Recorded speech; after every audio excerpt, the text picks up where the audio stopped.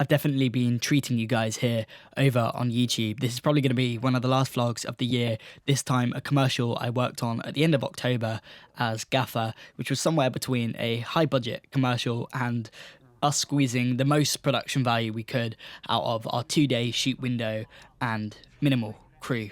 It was a true pleasure to work with Charlie again. It really did feel like an extension of all of the university projects we worked on together, the creative projects, the unpaid ones. I want to say a huge thank you to Charlie and his dad for bringing me on, and I will link the commercial down below in the description if you would like to watch it in full for yourself.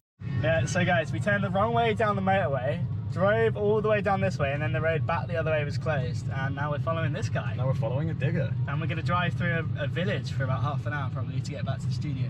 Yeah, it's going to be so cool. We're locked in? We're locked in. Oh, look at that. That's the studio.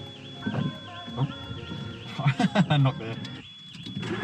Bro's doing everything but pull into the parking space. Oh, fine. Right. I thought you wanted to get a shot of the studio. No, you didn't. You did that by accident. I stole the car, yeah. Charlie and his dad hired 10 kilograms of movie Hollywood snow. I don't know if you've worked with this kind of thing before, but it's basically like fluffy, but looks very realistic. This was a Christmas commercial, which we shot a couple of months before for a hospice called Eleanor.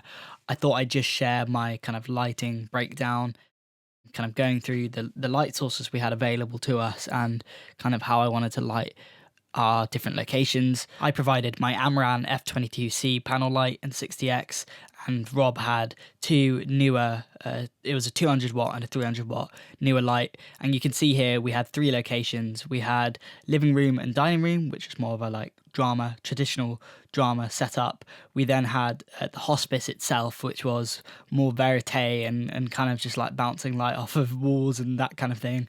And then we had the studio, which is where we shot these snowstorm scenes.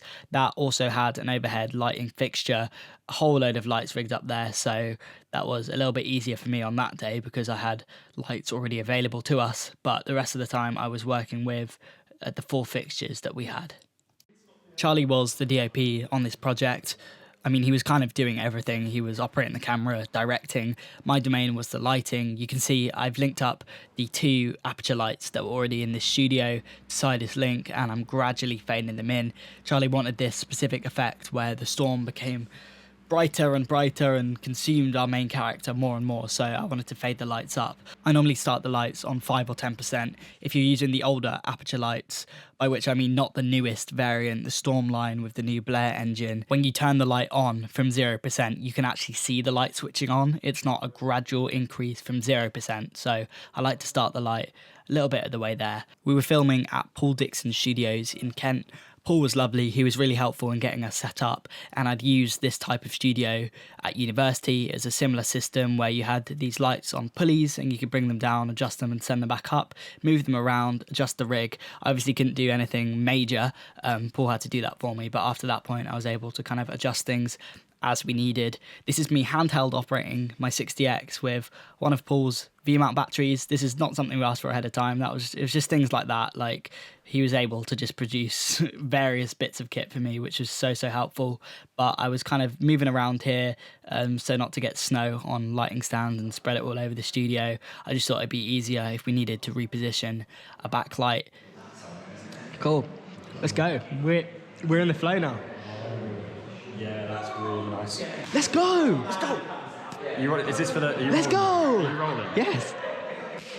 I didn't really get a proper video of the overhead fixtures, but you can see we've got these 2 kind of panels directly above our subject, and then I had the 2 backlights on as bright as they could go just to kind of give him a bit of an edge light if we could. Obviously everything is white, but Charlie was going for this really like hazy look. You can see we're just like pumping in the haze mid-shot as opposed to how you'd normally let it settle and then start shooting. It was literally like the wind almost, and we quickly realised that everything looked great backlight as usual. That's just the general rule of thumb when lighting stuff. As the day went on, we were more and more ambitious with what we were trying to achieve. We had a whole day for this. This was one of the 2 days, although it's just kind of this like montage sequence in the commercial itself. It's like a 30-second commercial, so we got more than enough coverage. It just meant we were able to really dial in all of the settings. And you can see here, if I did need to adjust anything, just bring the light down very carefully.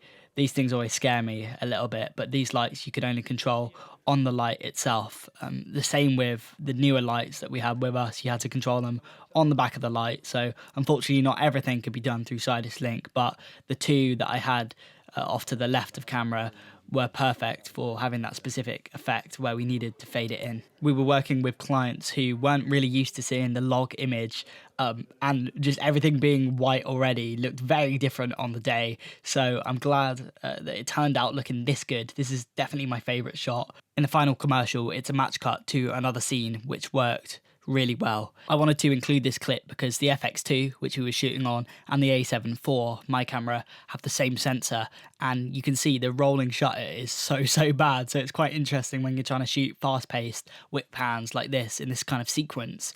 It's terrible. You can see it's like distorting his whole body and his head. This is another one of my favorite shots. I don't think it made the commercial, but you can see I'm just trying to like increase the brightness here with the light. Hopefully you can see the kind of effect we were going for. Onto the second day, we'd hired this Dolly thing, which I've already forgotten the name of. I was kind of working as grip, so helping to set things up, particularly when we get to the interior stuff later on, just helping to achieve certain shots with the camera, just because it was mainly just me and Charlie in the crew on the technical team. This was the space we had to work with. Really nice room, actually, but we'd kind of rearranged some things on the wall to make the room a little bit more visually interesting. The Christmas tree had also been put up in this corner over here, which we then moved to the other corner. I just suggested shooting the other way, and having the windows just in the back of the shot would help to motivate the light a little bit. And this is us kind of moving the table, trying to work with the space we had. And there's a load of shots of me now like setting up and unpacking. I don't know if these are actually interesting to watch, but you know, I got to work with C-stands, which was cool. Normally get these flimsy lighting stands, so obviously we were driving to set every day. Most of the equipment wasn't mine, so nice to have more sturdy kit. Means I didn't have to worry as much about people walking into things. And this is the gaffer life, just setting things up. Various different brands. You can see we got the newer lights and my trusty F22C. Various modifiers. When I show a shot of the room, I will explain my lighting setup and where I've placed things. This is me trying to get power to various corners of the room. On the other side of the room, or the back of the room, sorry, we had to run an extension cable from the living room, which wasn't ideal. We just run out of power sockets, and I think I had 2 LED modifiers in each extension cable. Any more than that, I would have felt very uncomfortable. I know they don't draw a lot of power, but I just wanted to be on the safe side. If I'd have tripped the fuse, that would have looked very bad, considering I was there as the gaffer. That was one of my main responsibilities. I brought my laptop to set, well, mainly because I was going home straight from location at the end of the day, but also so we could use Sony's monitor and control app. You know, I've moved away from this slightly, but for using the FX2, it's great because it has internal fans, so no problems overheating when using this. But we didn't need a monitor all day. We were close enough to the camera most of the time. It was just nice to have someone sat in and an image I could monitor. So I got Charlie to sit in while I tweaked various settings. I'll kind of start explaining where I put the light. So everything in the scene is motivated by the window. My main key light is the F22C. It's just really flattering. We then had the 60X as an accent light. This was kind of an extra. I wanted it as a backlight, but we couldn't really get the angle. It would have had to be clamped above the patio doors that you can see on frame right there. And this is a screen recording from the camera. I'm just showing you what it looks like without the other 2 lights which we had, which was an ambient light bouncing into the ceiling. Not ideal, but just to bring the ambience up a little bit. And then our 200 watt light on a very low percentage, diffused very nicely with a softbox to introduce a bit of fill. This is me ACing for a little bit. I was touch focusing with the lens we had, and then also manually zooming as Charlie dollied in. God bless the touch tracking, baby. Let's do another one there. Ah, this guy. Okay, last one. Unfortunately, this shot didn't make the final cut, but the idea was we were dollying into the world of the snow globe. It was very technically challenging and difficult with 2 people. All right, one more for luck, and then you can watch the last 2 and tell me what you think. I don't think very much, bro. You ready? True, diggy fuck. 1, 2, 3, 4, 5. I think that was it. Wait, hold it. Let's go! Let's go.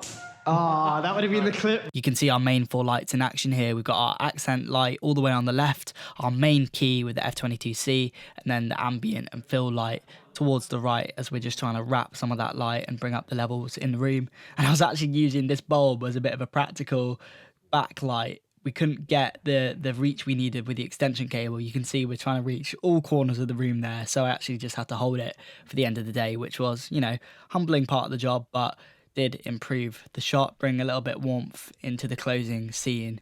And these were the final moments of the commercial. Well, that's a wrap then. We're all done. Yeah? Oh, that was